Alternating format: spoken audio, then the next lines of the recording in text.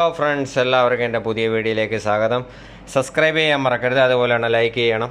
ഇന്ന് നമുക്ക് കോൾ വിളിച്ചിരിക്കുന്നത് വെച്ചാൽ AC കൂളില്ലെന്ന് പറഞ്ഞാണ് വിളിച്ചിരിക്കുന്നത്. അങ്ങനെ നമ്മൾ ഇൻഡോർ യൂണിറ്റ് അഴിച്ച് നോക്കുമ്പോൾ അതിനകത്ത് മൊത്തം പൊടി കയറിയിരിക്കുകയാണ്, മൊത്തം ബ്ലോക്കായിട്ടുണ്ട്. അതായത് ഒരു സ്പ്ലിറ്റ് യൂണിറ്റിൻ്റെ ഇതാണ്, ഇൻഡോറാണ്. ഇത് നമ്മളതിൻ്റെ ട്രെയിൻ ലൈനും ഫുള്ള് ജാമാണ്.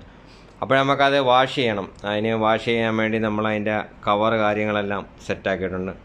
വാഷിങ്ങിനുള്ള കവർ കാര്യങ്ങളെല്ലാം സെറ്റാക്കിയിട്ടുണ്ട്. അതുപോലെ തന്നെ അതിൻ്റെ വേസ്റ്റ് പോകാനായിട്ട് അതിൻ്റെ വാഷ് ചെയ്യുന്ന വേസ്റ്റ് ലൈൻ പോയി നേരെ അതിനൊരു ബക്കറ്റ് വെച്ചിട്ടുണ്ട്. അതിനകത്താണ് വേസ്റ്റ് ലൈൻ വെള്ളം വീഴുന്നത്. ഇപ്പോൾ നമ്മൾ വാഷിങ് തുടങ്ങിയിട്ടുണ്ട്. പ്രഷർ വാഷറിലാണ്, നല്ല പ്രഷർ വാഷറിൽ നല്ല വാഷ് ചെയ്തുകൊണ്ടിരിക്കുകയാണ്. അപ്പോഴാ വെള്ളം മൊത്തത്തിൽ ആ പൊടിയും വെള്ളം എല്ലാം കൂടെ നമ്മൾ ആ ഒരു ബക്കറ്റ് അവിടെ വെച്ചിട്ടില്ല, ആ ബക്കറ്റിനകത്താണ് പോയി വീഴുന്നത്.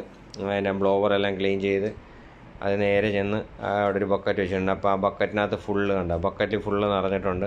ഇനി അത് കഴിഞ്ഞിട്ട് നമ്മളിനി അതിൻ്റെ കോയിൽ കാണിച്ചു തരാം. ഇനിയിപ്പം അത് കവറെല്ലാം മാറ്റാം. കവറ് മാറ്റാറായി. കവർ മാറ്റിയതിന് ശേഷം അതിൻ്റെ കോയിലിൻ്റെ അവസ്ഥ കാണിച്ചു തരാം. ഇപ്പോൾ ഇതാണ് ക്ലീൻ ചെയ്തതിന് ശേഷമുള്ള കോയിലാണിത്. ഇതിൻ്റെ കുറച്ച് ഭാഗം ഫിങ്സ് എല്ലാം ജാമായിട്ടിരിക്കുകയാണ്. ജാമെന്ന് പറഞ്ഞാൽ ഫിങ്സ് എല്ലാം ഡാമേജായി. അതിൻ്റെ കുറച്ച് ഭാഗം മാത്രമല്ല ക്ലിയർ. എന്നാലും യൂണിറ്റ് കുഴപ്പമില്ലാത്ത വർക്ക് ചെയ്തുകൊണ്ടിരിക്കുന്ന യൂണിറ്റാണ്. ബ്ലോവറെല്ലാം നല്ല ക്ലീൻ ചെയ്തിട്ടുണ്ട്.